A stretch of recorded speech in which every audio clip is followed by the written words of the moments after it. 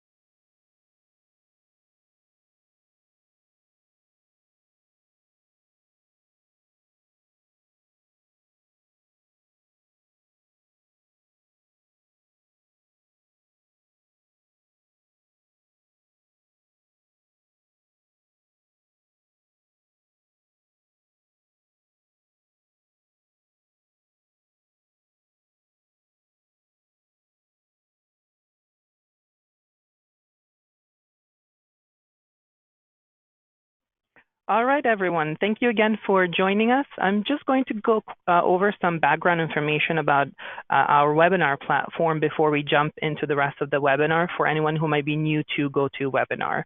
So you should see something that looks like this on your own computer desktop. To the left is the GoToWebinar viewer, and through which you will see the presentation. And then to the right is the GoToWebinar control panel, where you can ask questions and select audio mode.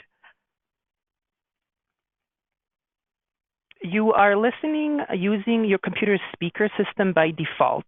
If you would prefer to join over the phone, just select telephone in the audio pane and the dial-in information will be displayed. If you see the orange arrow in the control panel on the right side of your screen, feel free to right-click the orange arrow to have access to the entire control panel throughout the webinar. You will have the opportunity to submit text questions to today's presenters by typing your questions into the questions pane of the control panel. You may send in your questions at any time during the presentation. We are going to collect those and address them during the Q&A session at the end of the webinar. So now let's go ahead and wait a couple of more minutes for everybody else to join, and we'll get into the agenda.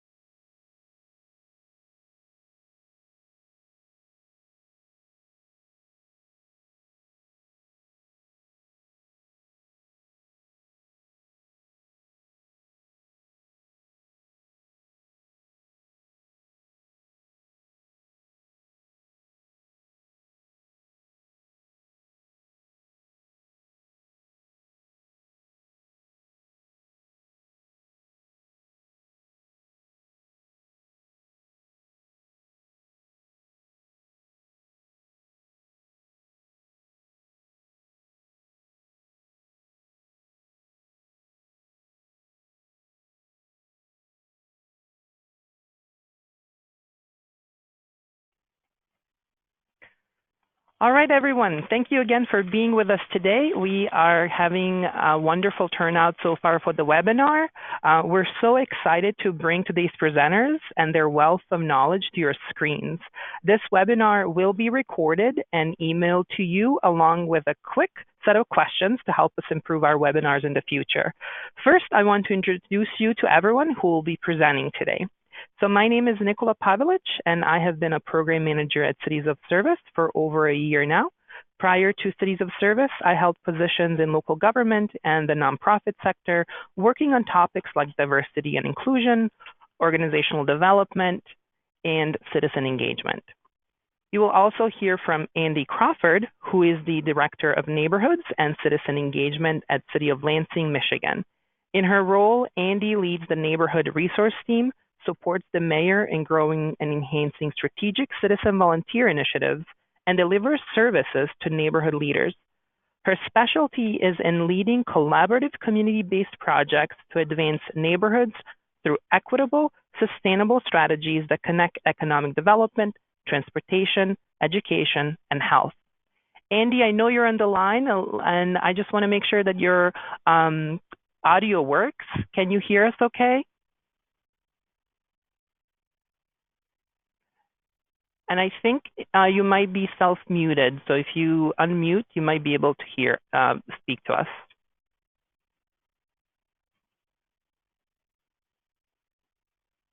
Okay, we will figure that out, but let me continue introducing the rest of our presenters here. After Andy, you're going to hear from Giorgia Boldrini, who is the program manager of Incredible at the City of Bologna, Italy. She started the Incredible project in 2010 as an innovation strategy to support cultural and creative industries in the region. She is a supporter of an intersectoral, integrated approach to culture as a driver for better living. Again, a very warm welcome to our presenters, and thank you again for making time to share your wisdom with us. Now, I would like to go over the webinar agenda. Because we have a number of participants who are new to Cities of Service, I'll provide a quick overview of the organization and our citizen engagement model. We'll then spend 5 minutes going over 4 main trends we have noticed around vacant lot repurposing. This will lead us into a Cities of Service, city-led, and citizen-powered engagement strategy we like to call Love Your Block. The Love Your Block will lead us quite nicely into Andy's presentation. Andy will cover the specific ways City of Lansing supported and uplifted active citizen groups working on repurposing vacant lots. Next, we will hear from Giorgia. Giorgia will talk to us about Bologna's strategy to use vacant lots and buildings in novel ways in order to breathe life into certain parts of the city, as well as reduce the city's brain drain. We will then dive into your questions, of course. Please remember to submit your questions throughout the webinar. We'll use the questions you submit to curate the Q&A portion of the webinar. So without further ado, let's go ahead and get started. You see our mission up on your screens. Cities of Service is a nonprofit organization that helps mayors build stronger cities by changing the way local government and citizens work together. We help our coalition's cities tap into citizen insights, skills, and services to identify and solve critical public problems. Cities of Service was first launched by Mayor Michael Bloomberg in 2009 and modeled after the success of new NYC Service. We were created to provide a new mechanism for citizen participation in local governance. We grew from an initial group of 16 founding mayors to a coalition of more than 260 cities currently.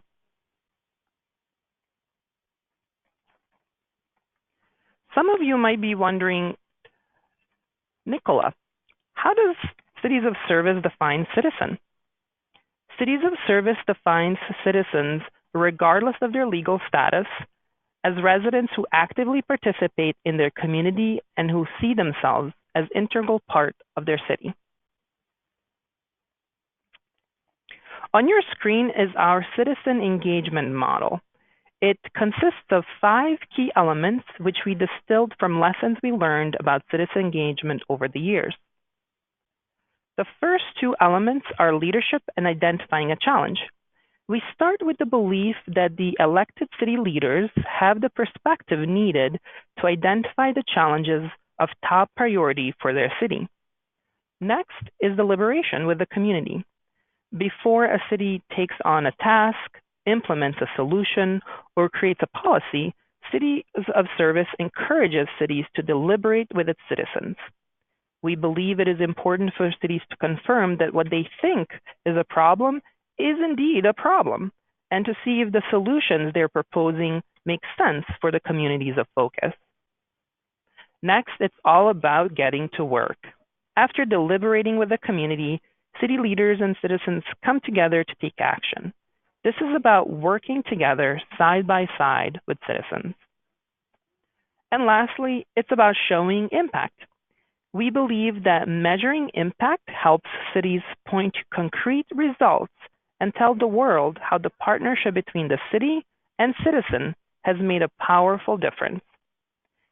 In addition, measuring against goals along the way helps the city notice when things are going off the rails and adjust before the work is complete. We have a number of engagement strategies that fall within this model on our website. We refer to these engagement strategies as blueprints. After the webinar, please feel free to check them out under our resource page. If you would like to learn more about the services we provide to our coalition cities, or if you are interested in joining our growing coalition, please feel free to reach out to my amazing colleague, Jessica, through the email on your screen. In addition, you can stay up to date on resources and our work through our newsletter and social media platforms. So, why are we focusing this webinar on vacant lots? It is a relevant need cities have been facing for a long time. In fact, the United States Conference of Mayors issued a 2009 report called Vacant and Abandoned Properties, which stated that 93% of surveyed cities reported an increase in the number of vacant and abandoned properties during 2009 as a result of the mortgage foreclosure crisis. As we all know, vacancies are driving property values down, hurting cities' financial health, and contributing to higher crime rates. In fact, in 2015, researchers found more than 49% of census tracts in Flint, Michigan, 46% of tracts in Detroit, and 42% of tracts in Georgia, in Gary, Indiana, suffered from extreme hypervacancy, which means that more than a quarter of units were vacant in each tract. So in order to combat blight, many cities have implemented a number of neighborhood revitalization strategies, such as strategic demolition and rehabilitation. In addition to those solutions, some cities are trying additional citizen-oriented solutions that go beyond gardens and cleanups. The city of San Diego, for example, is revisiting local laws to allow for parklets and pop-ups. This change will allow for more creative and citizen-powered placemaking efforts, such as creating temporary parks in a parking lot, for example. Cities are also going beyond gardens by offering vacant lots to community groups for various activities. Paris, France is allowing community groups and startups to leverage vacant lots for temporary uses, such as makeshift football pitches, art studios, and pop-up shops. Atlanta, Georgia, for example, is providing short-term vacant lot leases to citizen groups for large-scale urban farming. Cities like Huntington, West Virginia, and Bologna, Italy, are allowing local entrepreneurs to set up shop in vacant buildings to start and grow their creative businesses.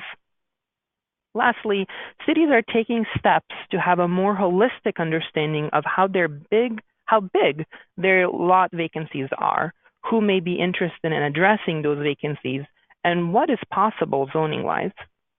Cities are doing all of this by collecting and analyzing key community data while involving citizens in the process. Flint, Michigan, for example, worked with residents to develop the Flint Property Portal, a corresponding tool which provides public access to property data and information. Citizens helped the city inventory lots for indicators such as property condition and vacancy. What's cool is that now citizens can approach the city with proposals for how they want to use the vacant lots and be strategic in their localized efforts.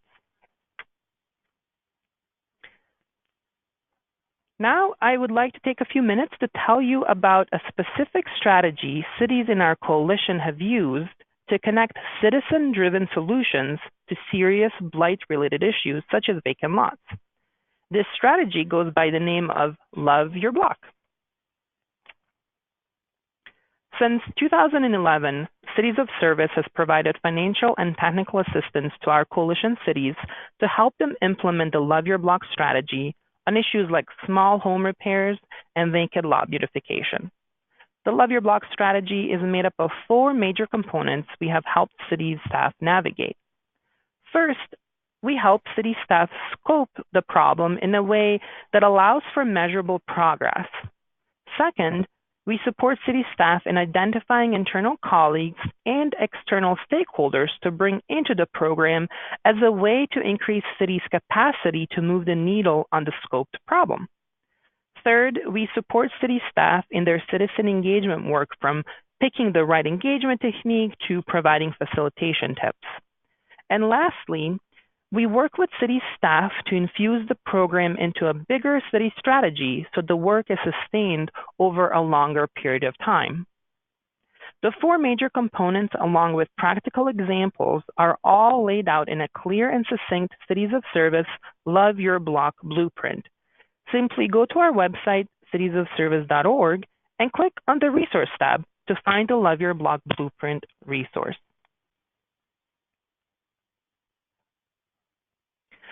Earlier, I mentioned that we provide grants and technical assistance to our coalition cities as they work to implement the Love Your Block strategy. Now I'd like to take a few minutes to highlight the important work of our 2018 Love Your Block cohort cities. This 10-city cohort is focused on preventing or eliminating blighted properties, which for the purposes of this grant includes vacant lots and lots with vacant buildings. Each city received $25,000 for 2 years, along with 2 VISTA members and a dedicated Cities of Service program manager to help with local program design, management, and reporting of impact. These cities have identified 311 data, code violations, and crime data as measures that will help them understand the impact of the citizen-driven solutions over a period of time. When it comes to partnerships, the 2018 Love Your Block cohort cities have reached out to local and national businesses to secure materials as well as volunteers. They have also spoken with local service providers, such as nonprofits and faith-based groups, to help them envision how the vacant lots can be used to test out citizen interest in specific services using temporary pop-up experiences. We encourage you to follow our social media channels and sign up for the Cities of Service newsletter to stay on top of the work of these 10 2018 Love Your Block cohort cities. They have some truly impressive ideas, and we can't wait to share their learning and impacts with you. Many of you most likely live in a city that is leveraging one or more of the trends we went over. For those of you looking to support activated citizen groups in your city, Andy's presentation will truly resonate. The city of Lansing has been with Cities of Service Coalition, has been a Cities of Service Coalition member since 2013. And Andy Crawford has been partnering with Cities of Service for over 3 years. In fact, her leadership with the city's Love Your Block program has had such powerful impact that she now acts as a mentor to our current Love Your Block cohort. Andy, thank you very much for being with us today. I will go ahead and adjust the slides for you as you begin your presentation.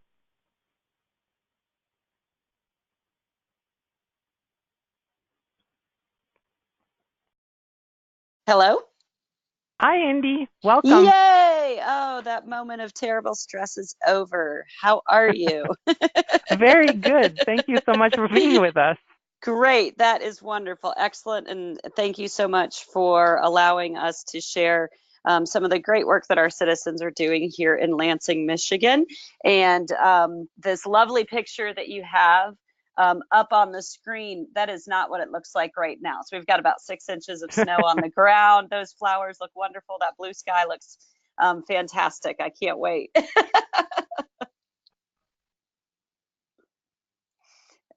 Thanks everyone for being interested in vacant lot activation.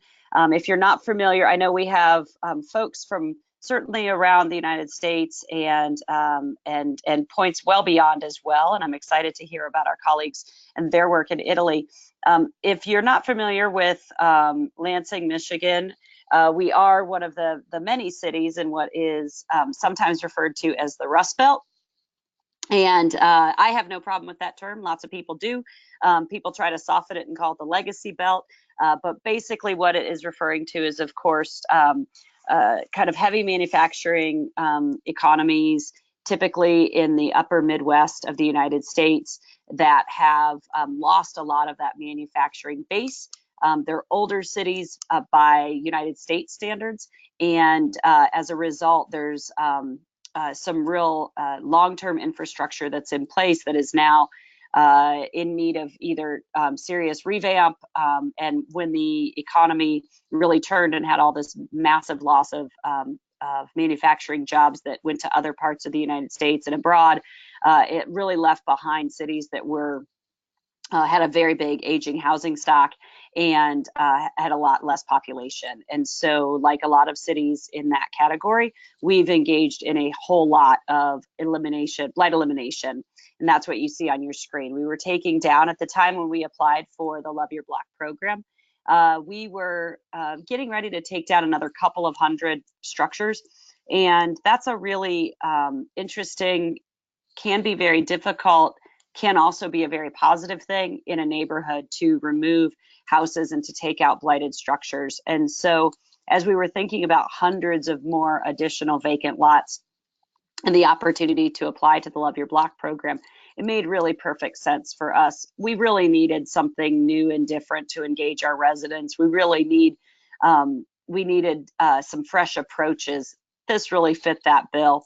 And as we applied, we really tried to make the case that we were going to take down houses, but simultaneously build neighborhoods. And so we were thinking about what could be done with these vacant lots. How many do we have? Where are they situated? What are the opportunities for them throughout the city? And how do we make neighborhoods really see this demolition opportunity as a rebirth rather than just what is obviously a loss in terms of housing structures. Next slide. One of our vacant lots that you see here, which is a pretty famous program. In fact, it was in several articles that Cities of Service help promote the great work of these neighbors. This is the Home Street School Community Garden, as you can see. And they had applied as we began to roll out the Love Your Block project. Basically, we framed it as a mini grant opportunity. We tried to recruit neighborhood organizations from across the city that had a project that they thought would be really important to a vacant lot in their community. And we wanted to help them beautify or determine what would be something that was valuable to their community. And this school, actually, Home Street School, or this community rather, Home Street School community really formed because the Home Street School is actually a decommissioned public school, which is a huge hulking building that sits right in the middle of this neighborhood. It is vacant. It's been long vacant. It's still vacant. And this community group really formed to try to bring attention to this vacant building and address it. So this isn't a concluded story. It's still a work in progress. We think things are moving in the right direction finally after a long time of this neighborhood working hard to try to attract investment. We've had lots of starts and stops and problems, but one of the things that's been going the whole time is this garden. And they really had formed the garden because they had this group. All of you that work in cities know well that people really organize around challenge, and they had really come together to organize around this challenge, but it's really an intractable challenge. I mean, the scale of trying to repurpose that school building and attract the necessary investment, especially at the time of the significant economic downturn to do so, was going to be that's a generational kind of project. And so it's certainly at least a decade, but probably more like 20 to 30 to really change the trajectory of that. Simultaneously, simultaneously, though, they took that energy and said, we're not just going to let all of this connection that we've created go to waste. We're going to put it to use, creating something for our community that's of value. And this vacant lot is actually the site of a previously demolished house. It sits just south of a major freeway, and it actually is adjacent to a liquor store. So it's not exactly a glamorous piece of land, but it has become what I think is a magical place. And so prior to applying for the Love Your Block program, this neighborhood had already been engaged. And actually the folks you see here are probably university student volunteers. So those are probably not residents directly locally. But this neighborhood had been farming or trying to repurpose this lot into a garden program. Their leadership of that program had, really been pulling the weight of it all on her own. As you know, when you're engaging volunteers, there's usually a very small handful of the doers that are trying to get everybody else on board. And she'd been doing this for about 5 years, actually. They'd been working on this little garden, and they had a very well-developed project that they were pitching us. We were offering grants in the city of up to $5,000, and this community actually only applied for $1,200, which was interesting. And that had 7, I believe, very specific projects that they wanted done. So as you can see, the support from the city, we were offering this mini grant program. We tried to solicit those folks who we thought had a little bit of energy behind them. That's what we call finding the bright spots. In every neighborhood across the city, no matter what's going on, there's got to be a bright spot, and you got to figure out where that person or that place or that project is, and latch onto that and see if you can capture some of their energy, and then inject additional energy. So how do you take what is a bright spot and then really give it some resources to advance?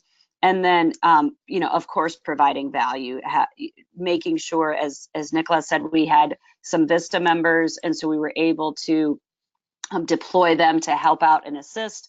We could help them formulate their budget or appropriately priced materials.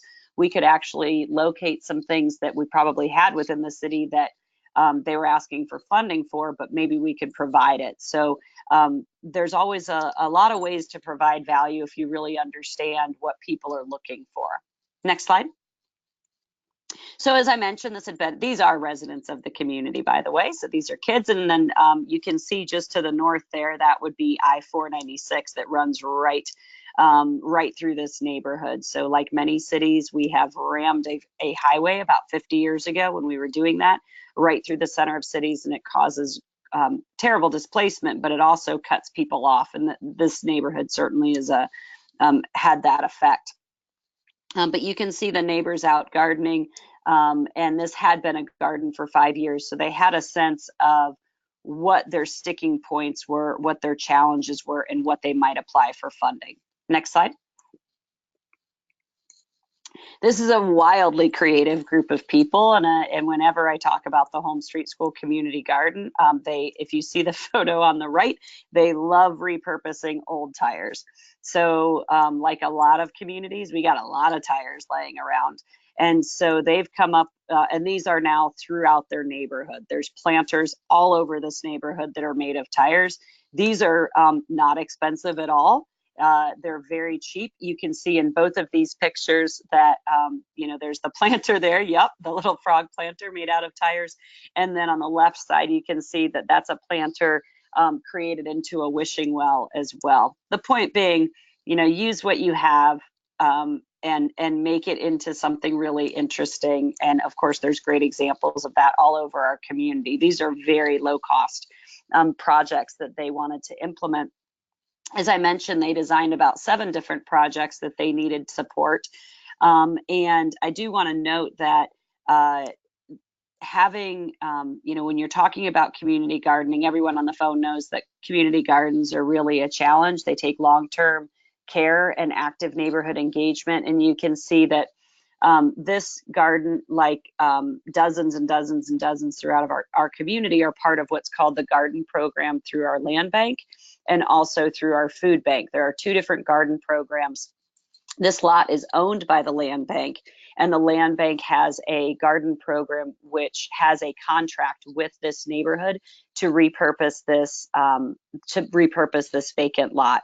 What that means is, while this isn't the city providing a really vast amount of resources, there's this network that is very experienced in community gardening, and they can provide them with technical assistance. But more importantly, it puts some onus on the neighbors to be organized and to come together and actually have a contract that they have to fulfill, which just means that they're going to take care and maintain that garden in whatever program they want to do. Thank you. The result of all of this has been that these neighbors, when they had applied for these projects, they had really looked at some really simple things, putting in pathways, putting in accessible beds, all kinds of different things. But what's happened is that because they've been able to inject this energy to this garden, they've significantly expanded the number of people that are involved. They've created a much more direct point of contact with the city. So we have conversations with them about all kinds of different things that we did not know that were going on in this community. And then they host all these different events now. What the garden has done is provide a hub. So it is a physical place that people connect with each other with regularity. And then they plan fun things like, on the left, this is a real big community-wide Easter egg hunt that they do. And then on the right, this is a neighborhood, as I mentioned, that is very creative. They're really into holiday decorations. And in fact, some of our Vista members have been judges for their holiday, and they do ride-alongs with them to give out prizes. So it's really become a really nice, creative, and collaborative relationship with the city. Next slide. I just wanted to highlight some of, again, the low-cost things that have been implemented into this vacant lot activation. Those are actually parts of tires that you see there. So moving with the tire theme, and all of these signs have been created by the neighborhood to mark all of those. And they really program with great regularity these opportunities. So they'll have a sign painting day, they'll have a tire painting day. They create event after event after event designed to indeed create things for the garden, but more importantly, just bring together repeatedly the neighbors to do things and accomplish things together. Next slide. I want to highlight also another project, because I can't talk about the Home Street School Community Garden without talking about worm pipes. One of the projects that was here was worm pipes, which are actually PVC piping that are drilled into the ground so that they go down deeply. And then one of the programs and events that happens is the worm drop, where the kids of the neighborhood drop the worms down into the worm pipes, and then the worms do their magic in the soil to prep it for the garden. Again, my point being, super low cost projects, and then we can build a party around anything like worm drop day. So a lot of the lessons we've learned from this and our many other Love Your Block projects throughout the community is that place really matters, that we are, as citizens, as neighbors, we want to know each other, connect with each other, and have a physical space in which to do that. And if you have a lot of vacant lots or in a community, those can be created into something, whether it's a short-term or a long-term project. It can be a one-time event, or it can be a long-term commitment, but people have to have within the public realm somewhere to come together. And this has really provided that for this neighborhood. Success really truly is shared ownership. As I mentioned, we had a strong, committed, very small handful of neighborhood leaders that were taking on this project before they got the Love Your Block injection of funds and technical assistance. And after that, one of the great markings of success and certainly sustainability was that this neighborhood leader said, I was able to go on vacation and projects were still happening at the garden. And she was really thrilled that others had stepped up and took on ownership. So many times we know, if you've worked with volunteers or done citizen engagement, there can be a lot of kind of defaulting to one person, or it can be that one person really doesn't want to share in being that direct contact with the city. And so shared ownership and getting as many people involved as possible is super helpful.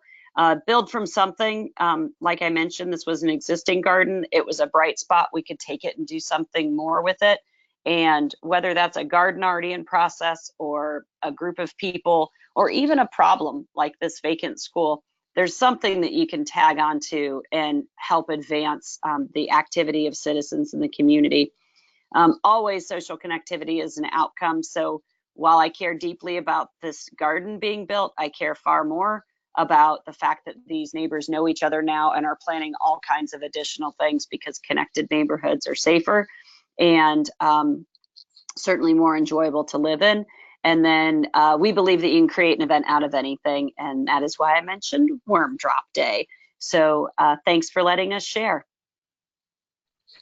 Thank you, Andy, so much again for your time and the wisdom and continued commitment to engaging citizens in such creative ways that you are in your city.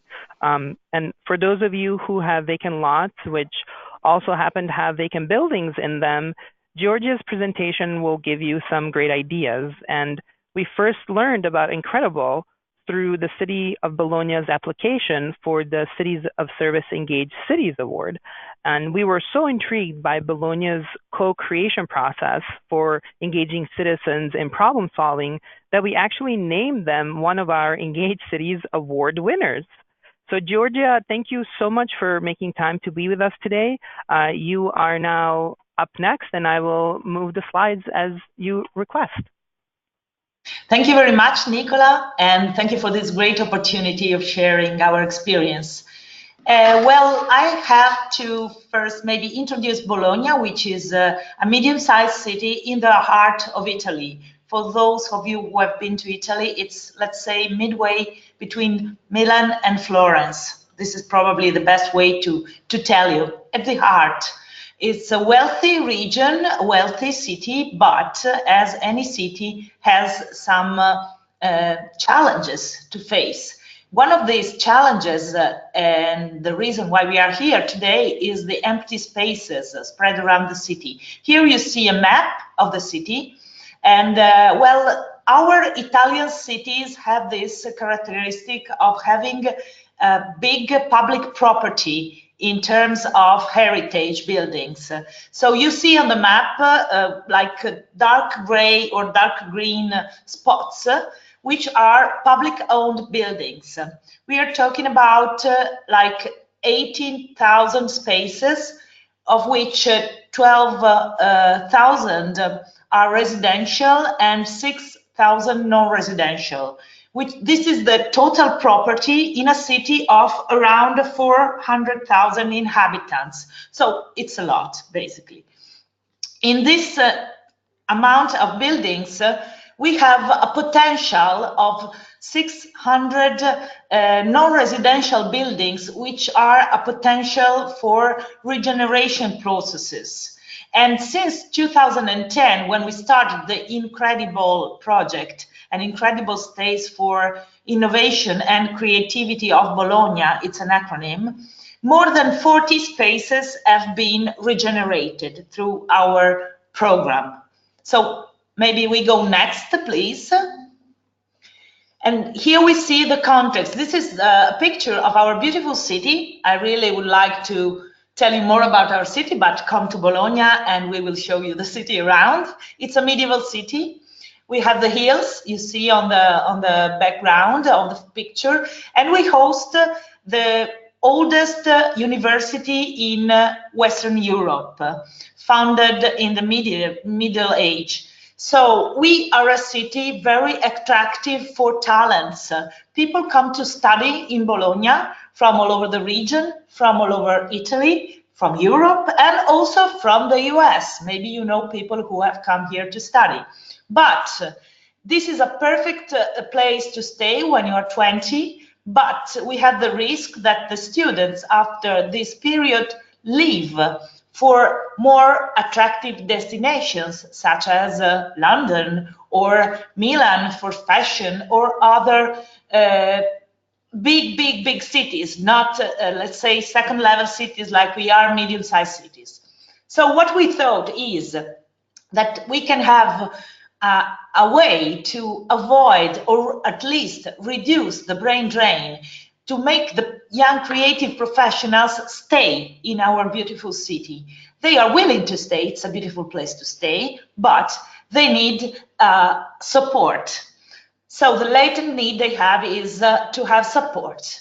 So what we decided is to develop an integrated program that provides money, facilities, and competencies. This project started, as I said, in 2010. And another thing which is interesting is that we are from the city, from the municipality, but it's a regional project. So it's a regional level, and it's co-financed and supported by Emilia-Romagna region. So it's open to the whole region, because we strongly believe that cities have to be open and to be a crossroad for people and a meeting point for a wider region. So the aim is to support creative and innovative professions and companies in the artistic, cultural, and creative fields. So the so-called CCIs, cultural and creative industries, especially in their startup phase.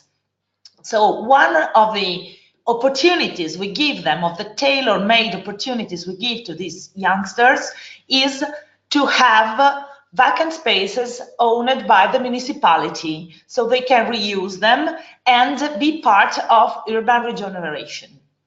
Next, please.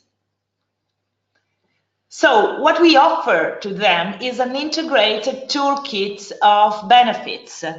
We offer to these people who apply to our incredible program small grants, which means 10,000 euros grants, one shot, just once, to start their business, and spaces, that's our topic today, rent-free spaces, property of the municipality of Bologna, for 4 years or 4+4, depending from the spaces, to help them start their own business. For example, you are a young architect and you have to start your studio. What is better than having a rent-free space to show people what you can do? And so you can have your studio in the city. Training and consultancy for free, because we have set up around 30 partners network both from the public and the private sector at the city and at the regional level. So we have set up a multi-level governance approach for this project, so we can provide integrated training, consultancy services from all these partners. A front office, which is us, of course. We will work for the municipality, but we are open and we meet people every day to advise them. We promote them. We help them with the press office of the municipality. We disseminate their activities to the social media or our website. We help them attending fairs, events, etc. And we offer them, another important thing is tailor-made support. We don't have a specific setup program. It depends on what you need. Needs in the CCI sector are very different. If you are a filmmaker or you are a designer or you are a theater company, needs are very different. So it's always tailor-made. And we try to communicate a lot to give feedback and evaluation to every participant. Next, please. So what we think is that this is a very small project, but it has a low-cost win-win approach. Here you see it's very clear, win, because municipality has costs for these vacant lots that cannot afford. So the reuse is a very good thing for the municipality. The young startuppers have a place where they can work without paying a rent. The residents, they live in a safer area. There are people, creative people living around, and property owners in the long term will live in areas where they have properties that will be more attractive. Next, please. Okay, now we would like to give you some examples. Some examples of specific places in the city. This one, I love it, and I think it's peculiar. It's in the periphery. You see at the bottom left, the general map I showed at the beginning, and it's really the red dot down there. So it's far, far, far away from the city center. It's these are buildings, you see it in the picture, built in the 80s, and they had the strange idea, I would say, to make in this very, very popular area, a not very rich area at the periphery, a long building with many shops. And so these shops have never found people who are willing to open shops there, because basically it's impossible to think about an so many economic activities down there. It's not the right place. So what we did is to ask our colleagues at the municipality from the other department to please give us vacant lots, and we assigned them to many different kind of people, including a designer, including a fab lab, the first fab lab in Bologna, architect's studio, a sound design studio, and so on. And there's also a very nice puppet theater there. So this is one of our small districts born like in the framework of Incredible. Next example, please. We move to the city center. As you see in the map, it's in the city center. It's a very typical Bologna architecture. We have 42 kilometers of porticos, arcades in our city. We are very famous for that. And this is in the very city center, but a bit, let's say, a bit rundown area of the city center, one of the few. So it is public property owned by the municipality, and probably it's why it's not so, let's say, it's a bit run down, but we managed to have many spaces assigned for studios, shops, art galleries, and so on. So now we have there an art gallery, designer, another art exhibitions, a startup working on a web platform, and an engineer. And we are now in this, exactly in this period, going to assign 2 more spaces. So this is another small district that we are trying to create. Next one, please. This is one of our most interesting examples. This was a former market in a neglected area of the city, Mercato San Donato, and as you know, neighborhood markets in the past were very active and lively, have now sometimes problems, and in this area there was no need apparently for a market anymore. So through Incredible, we had the proposal of a youth orchestra, a very interesting association made of youngsters studying at the conservatory in Bologna. So most of them are around between 25 and 30 years old. And now it's home to Orchestra Senza Spine, a very interesting classical music orchestra that makes concerts, rehearsals, and many activities. Next, please. So this is our, let's say, Incredible circle. We would like to point out this. We have tried to develop a project. We are from the Culture and City Promotion department, but we are running a project that takes into account many different aspects. Education and training, because we try to face the missing skills in our educational system or training system for artists, for cultural operators, and for creative, that can have some problems in their education. We try to help them to improve their skills for business. So to make a better business environment, because creative people, if they have the right skills for business, can also be very interesting startuppers. Gender balance is a very interesting topic, because we saw that in the creative field, gender balance exists. And this is good news.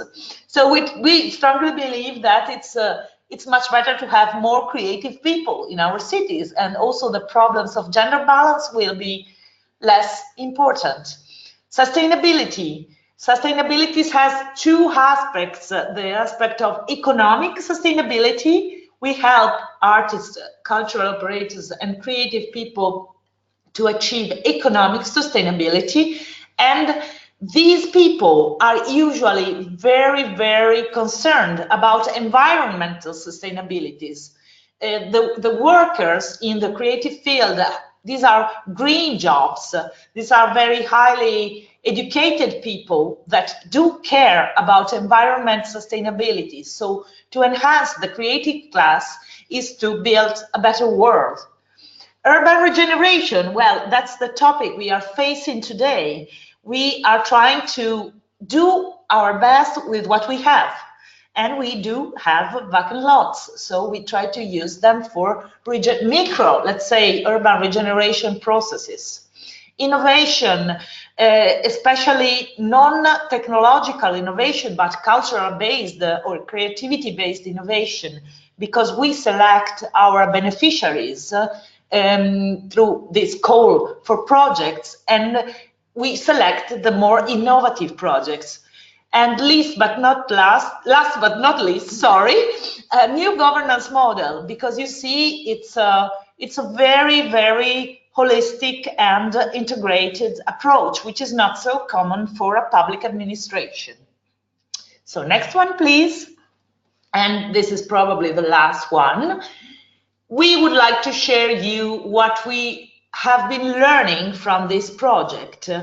And yeah, we believe after 9 years of running this project, which, as I said, has started 9 years ago, is small because in 9 years it was 40 vacant lots. So it's not a huge project. We can do much better, but it's a start.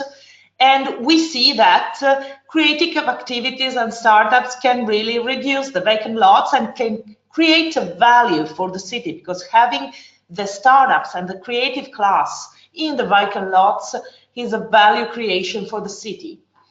The challenge that we faced internally to set up this project is that we work usually in silos. We are this department, there's another department, each one has its own attitude, its own procedures, its own let's say, work framework, mindset. In this case, we had to manage an integrated project, and so we really needed an intersectoral approach. And we have had to develop a work in progress attitude, because the project is always changing. Every year we introduce new changes. We have to move. We have to be creative as our target group.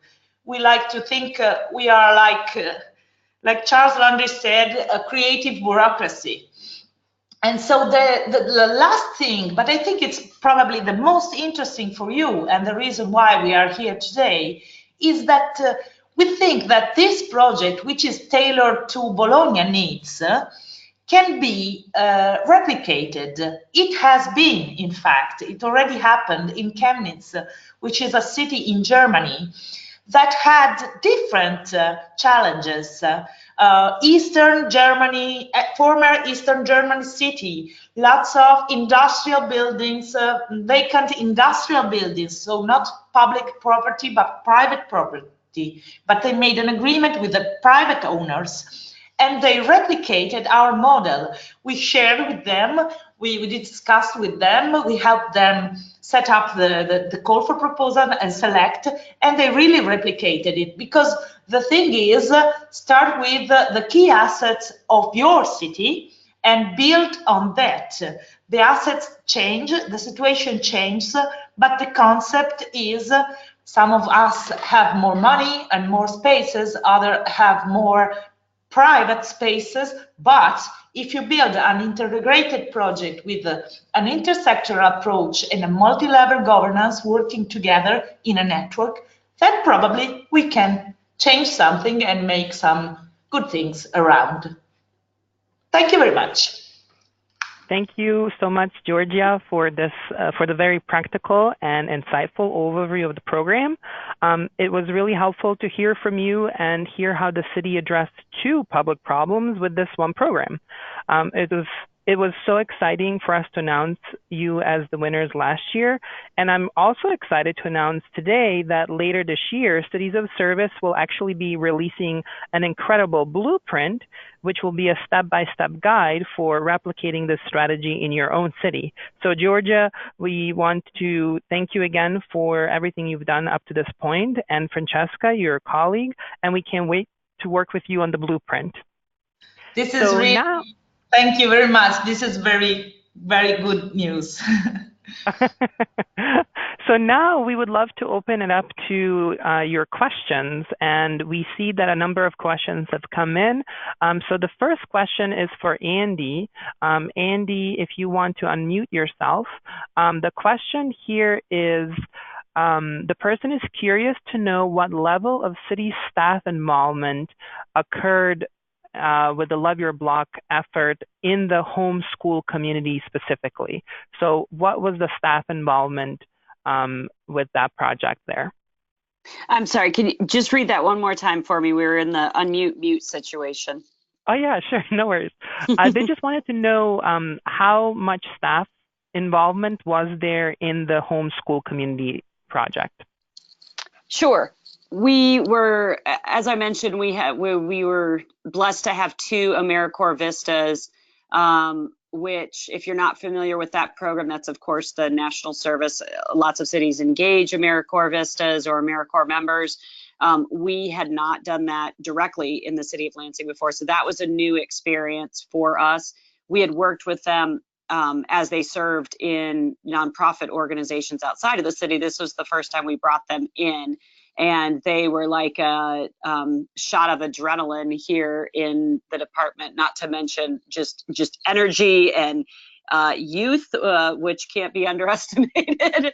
And so they were the real direct hands-on.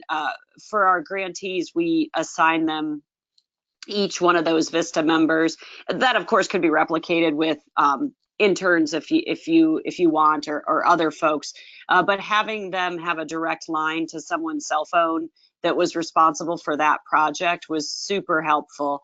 That of course was overseen by staff, so I supervised the Vistas directly at that point, and so I was available to help and guide and provide direction there. But the Vista was certainly the key to having them have someone direct contact. And then as needed, we could pull in other staff if there was a specific issue. For example, there might be a public safety concern. We can be the conduit over to police, or if they needed us to connect directly with the land bank about something. So there was staff on call if needed, but certainly not in direct contact with regularity. Great. Thank you. The other question is for our Bologna friends, Georgia. The question is, do the vacant buildings remain owned by the municipality, or do they become property of the creative entrepreneur who was using them? No, of course, they remain property of the municipality. The creative entrepreneurs have them for 4 years for free, or in other cases, 4+4, which means 8 years. And now, for example, this year, we will be assigning for the second time the buildings that were assigned in the first edition of Incredible. So after 8 years, an architect studio, a designer studio, and another designer studio are giving back the buildings that have been renovated. So it's an added value for the municipality, and we give them to other people. So it still belongs to the municipality. Okay, thank you. Another question that either of you could take turns answering is, how have the strategies you've deployed served underrepresented populations in your cities, or have underrepresented populations leveraged these strategies? I could take that. So we limited the geographies that could make application to the grant program when we released it. So we had looked at areas of the city that had been hardest hit through our demolition program, and outlined those geographies, and then did some direct targeted outreach to the communities that fell within those boundaries, and limited it with for that purpose. So those were certainly areas that were not only I mean, they had some kind of common characteristics, of course, low to moderate income for sure. They trended to be populations that had a greater percentage of minorities, but that's not necessarily the case. But certainly those that were hardest hit and really presented with a lot of vacant lots, those were the only ones eligible for that program. Okay. Georgia, did you want to add anything? In our case, of course, disadvantaged people are not our main target, but they benefit from indirectly from the project. In particular, in the image I showed you about Piazza dei Colori, the place far from the city center, that is a place where mainly disadvantaged people live, and there was nothing at all. And now they have the first and biggest Fab Lab in Bologna, making training for the youngsters, and they have a puppet theater as music school. So indirectly, they benefit from the urban regeneration brought by the presence of the creative people. Okay, wonderful. Thank you for answering the questions. If you have additional questions, feel free to send them our way, and we will appropriately direct them to the right presenter that was with us today. And to recap today's webinar, while vacant lots and buildings do cause major challenges for communities, they can also serve as a great opportunity. We have seen how City of Lansing connected activated citizen groups to more resources in order to support their efforts to reduce vacant lots in their city. We also heard about the Love Your Block strategy, which cities are using to scope their problems so they can measure progress over time, while also coordinating the work amongst internal and external partners, all while catalyzing citizen-driven solutions. And then to wrap it up, we learned about Bologna's use of vacant buildings to revitalize their city, support creative industries, and reduce brain drain. So, and again, I want to thank all of our presenters. Your knowledge and passion for citizen engagement is not unnoticed. I also want to thank each of you for attending the webinar and for asking such great questions. As a reminder, you will be emailed a recording of this webinar along with a set of questions. Please take a few minutes to answer the survey so we can keep improving our webinar offerings. With that said, we hope to see many of you at our future webinar, and have a wonderful day, everyone.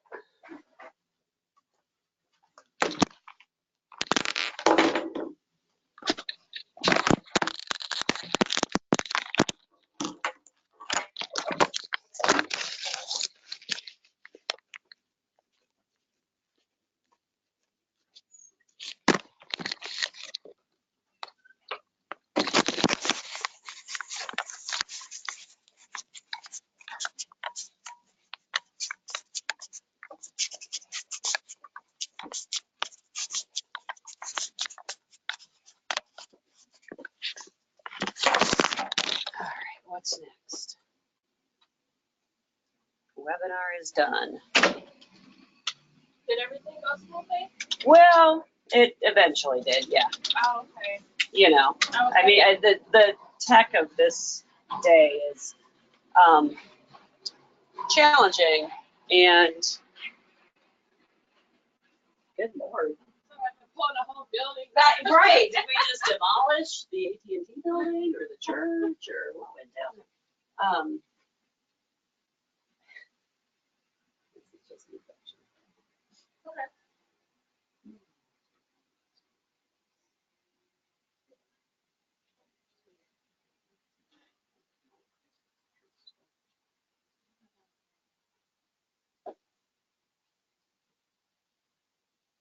I'm like, I don't want to teach, I'm teaching an hour on weather, right? Which is just normal weather up front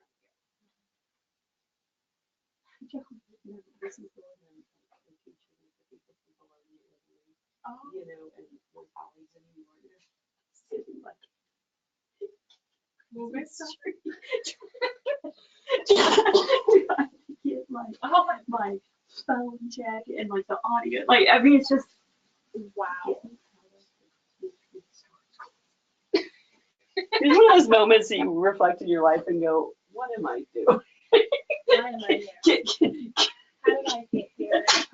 What choices did I make that led to this moment that have resulted in me kicking this tree?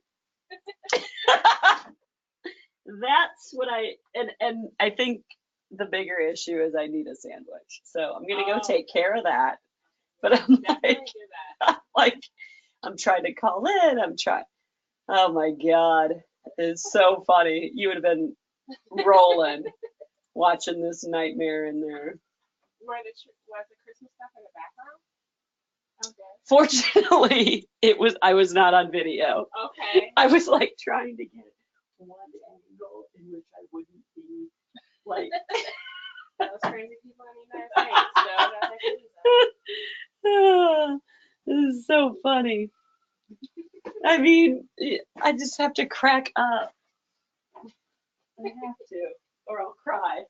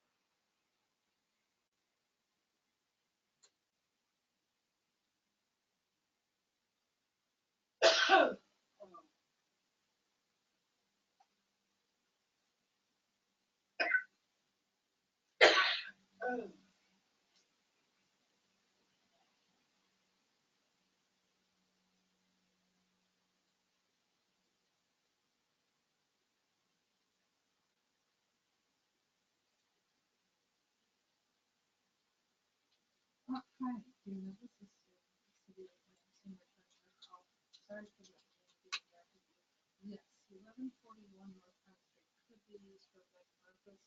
He'll be limited to, I think, another parking spaces there. Occupancy that have, it would be one per room, plus one for, or one for each employee, plus one for each room.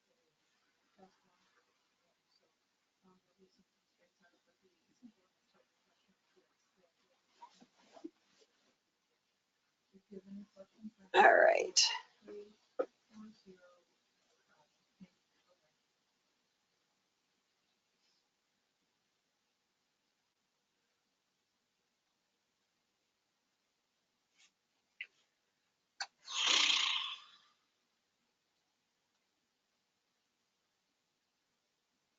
I don't know, this is the city of cemetery account. We call that halfway house.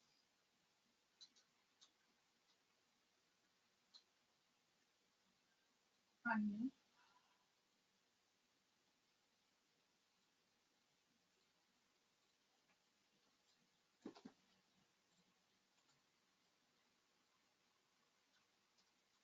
Well, you can't. Let's do it for limit on how many people in the house. So I would need to be able to do purpose the city, so the numbers I could look at.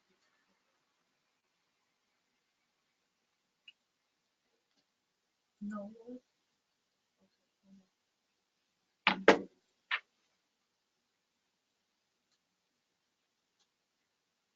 hold on. What was the other side number?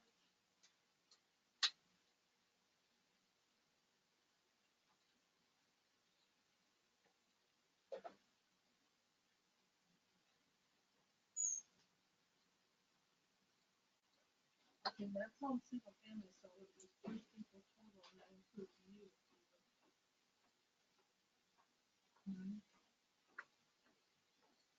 What's that?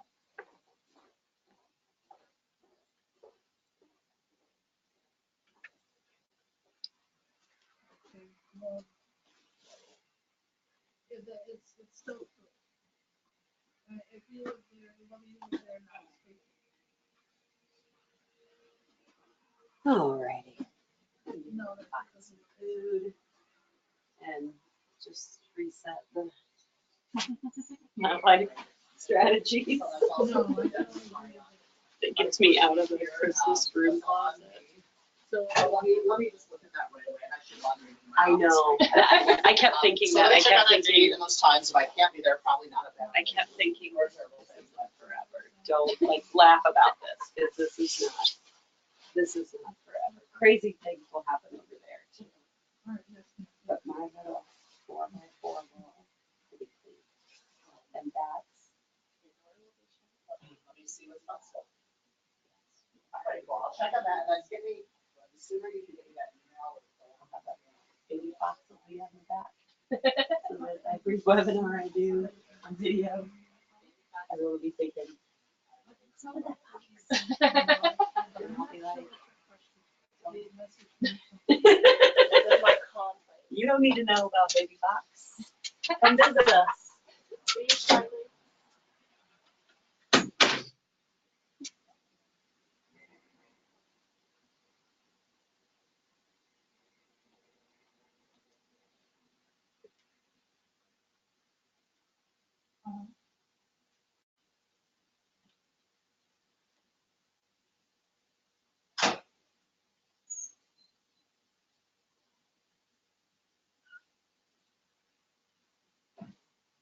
Oh, it sounds good. I think I've already signed up.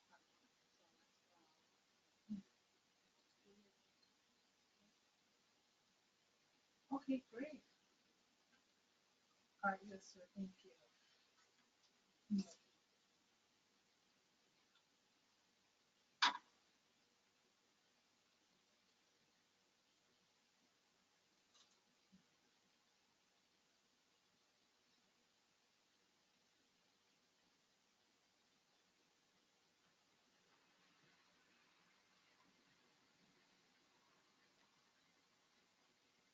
Oh, yeah, please get it on.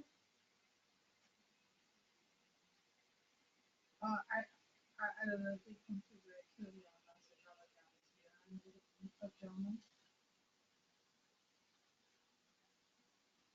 Yes, this is to city.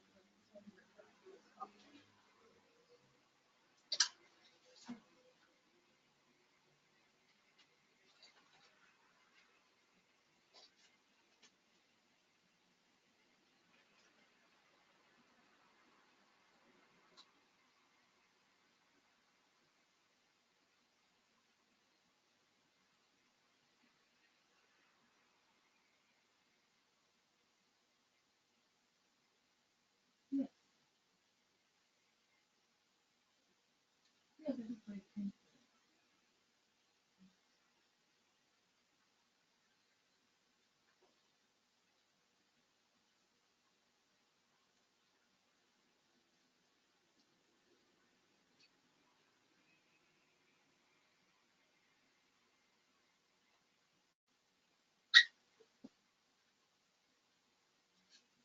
Hi, this is Sue with the city of Lansing, returning your call. My number